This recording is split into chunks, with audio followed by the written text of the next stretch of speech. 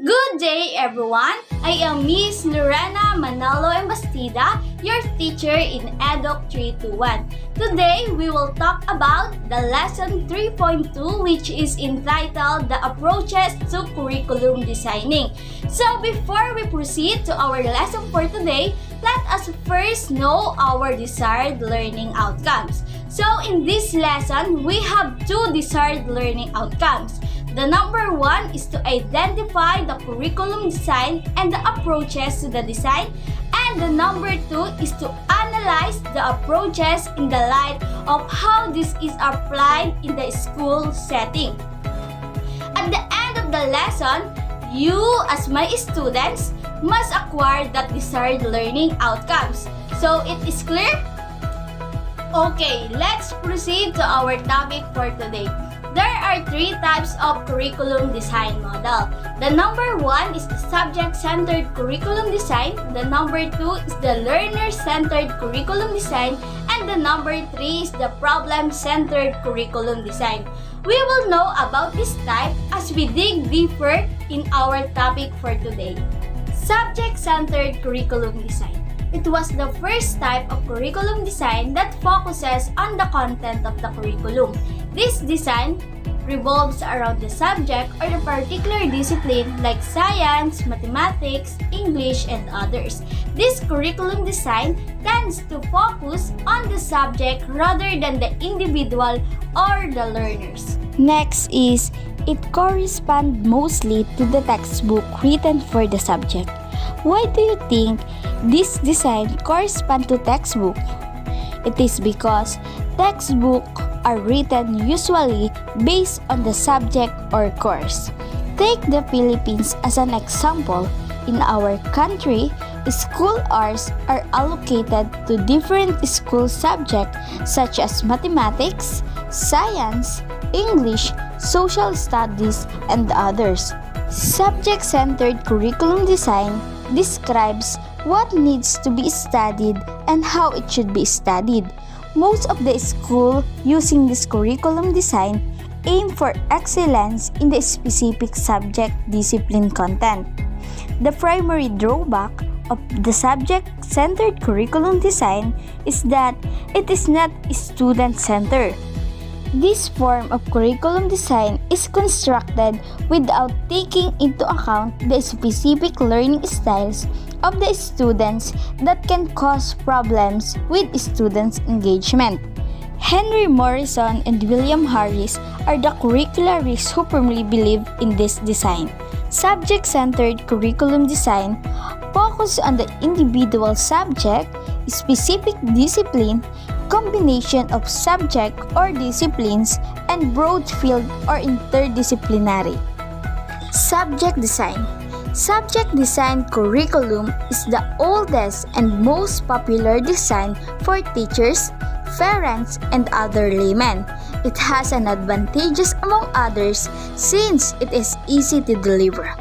There are different textbooks that are already written and the instructional materials are already available.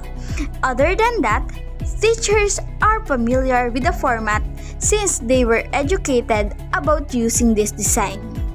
The drawback of this design is that the learning is so compartmentalized.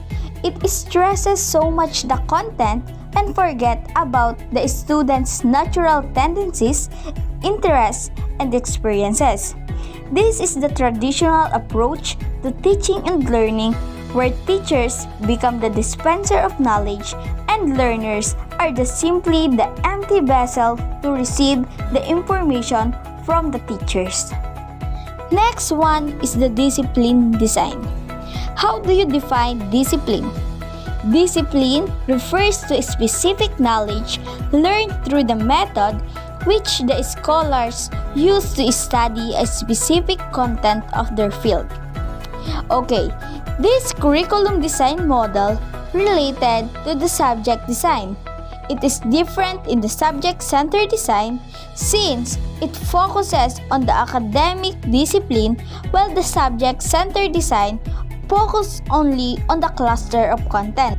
Like for example, you as a student who taking mathematics as course, you should know how mathematicians learn.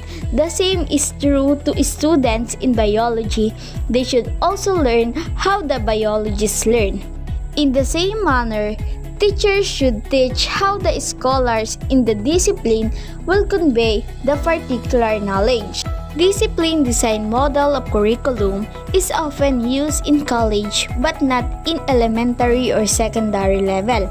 So, from the subject-centered curriculum, the curriculum moves higher to a discipline when the students are more matured and are already moving towards their career path or disciplines as science, mathematics, psychology, humanities, history, and others. The third example of subject-centered design is the correlation design. It was come from the word core. Correlated curriculum design links separate subject design in order to reduce fragmentation. How do we define fragmentation? Fragmentation means division or breakup. This curriculum is designed in order to avoid the breakup in the subject. Subjects are related to one another and still maintain their identity. For example, English literature and social studies correlate well in the elementary. In the two subjects, while history is being studied, different literary pieces during the historical period are also being studied. To use correlated design, the teachers should come together and plan their lesson cooperatively. The last example of subject-centered design is the broad field design or the interdisciplinary. This curriculum design is sometimes called as the holistic curriculum since it draws around theme and integration. This design is variation of the subject-centered design. Broadfield design was made to cure the compartmentalization of the separate subject and integrate the content that are related to one another. Thus, the subjects such as geography, economics, anthropology, sociology, and history are fused into one subject which is called the social studies. Interdisciplinary design is similar to thematic design where a specific theme is identified and all other subject areas revolve around the theme. The next type of curriculum design is the learner-centered curriculum design. In this design, the learner is the center of the educative process. Learner-centered curriculum design meant to empower the learner and allow them to shape their own education by their own choices. This design takes each individual needs, interests, and goals into consideration. There are three examples of learner-centered curriculum design: the child-centered design, experience-centered design, and the humanistic design. Child-centered design. This design is often attributed to the influence of John Dewey, Rousseau, Pestalozzi, and Prouvel. This curriculum design is anchored on the needs and interests of the child. Learners are the one who engages with his or her environment. They actively create, construct meanings, and understanding as views by the constructivists. Learners are interact with the teachers and the environment in this kind of design. Learning is a product of the child interaction with the environment. Experience-centered design. This design is similar to the child-centered design. The focus remains to be the child. Experience-centered design believes that the interests and needs of learners cannot be pre-planned. This design believes that the experiences of the learners become the starting point of the curriculum. Thus, the school environment is left open and free. Learners are made to choose from various activities that the teachers provide. The learners are empowered to shape their own learning from the different opportunities given by the teacher. The emergence of multiple intelligence theory blends well with experience-centered design curriculum. The last example is the humanistic design. The key influencer of this curriculum design is Abraham Maslow and Carl Rogers. Maslow's theory of self-actualization. This theory explains that a person who achieves this level is accepting self, others, and natures, is simply spontaneous and natural, simply open to different experiences, possesses empathy and sympathy toward the less fortunate among the many others. Person can achieve a state of self-actualization later in life but has to start the process while still in school. On the other hand, Carl Rogers believed that a person can enhance self-directed learning by improving self-understanding. In a humanistic curriculum design, the development of self is the ultimate objective of the learning. It stresses the whole person and the integration of thinking, feeling, and doing.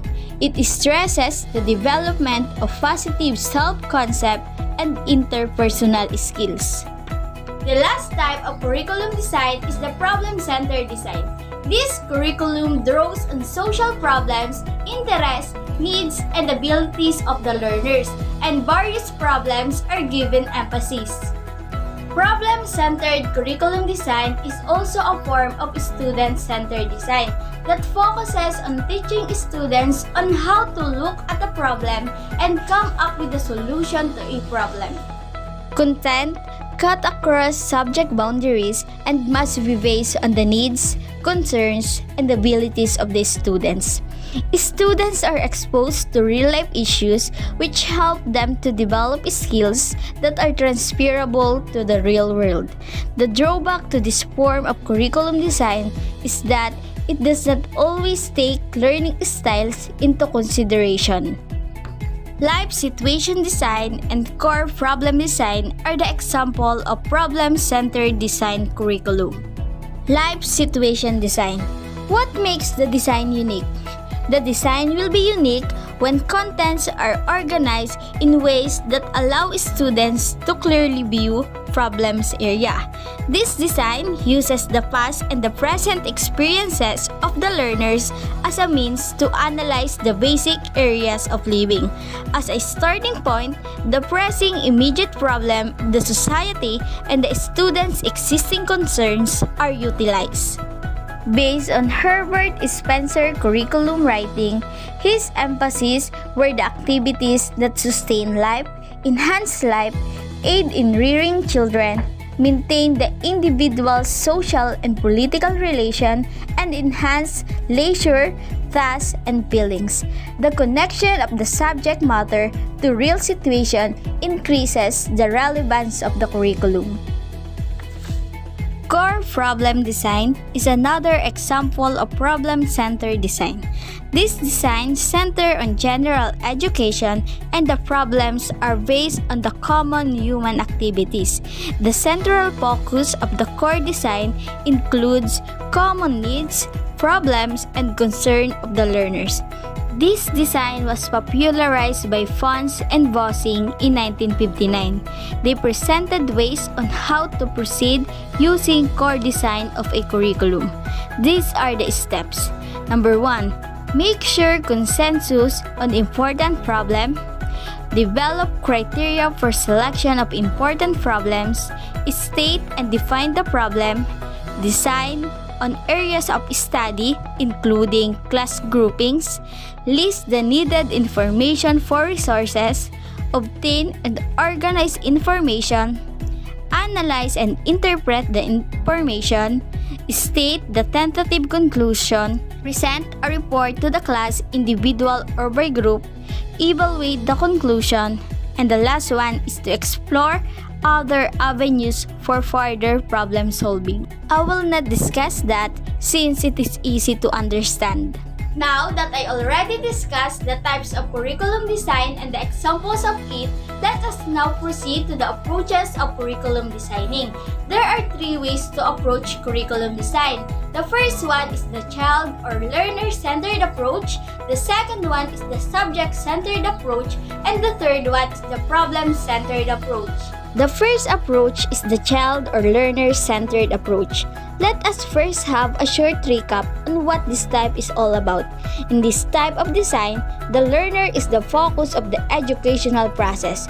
Also, we discussed that this design takes each learner's need, interest, and goal into consideration, and the curriculum is constructed based on it.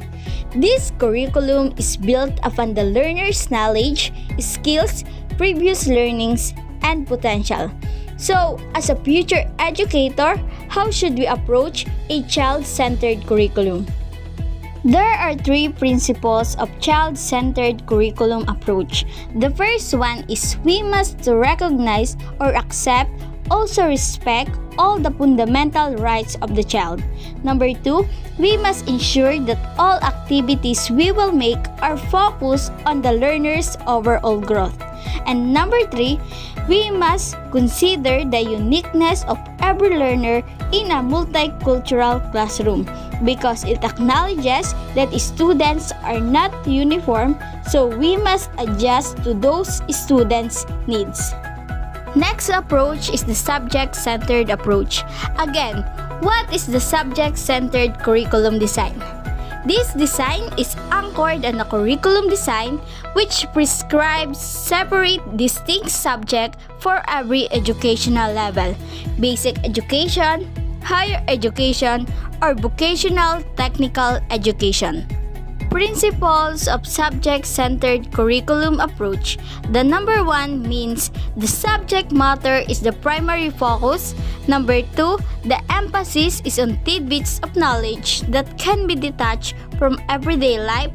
Number 3, the subject matter serves as a way of identifying problems in life. Number 4, learning means accumulation of content or knowledge. And number 5, the teacher will be the source of content or knowledge. The last approach is problem-centered approach. This approach is based on the design which assumes that in the process of living, children experience problems. Thus, problem solving enables the learners to become increasingly able to achieve complete or total development as individuals.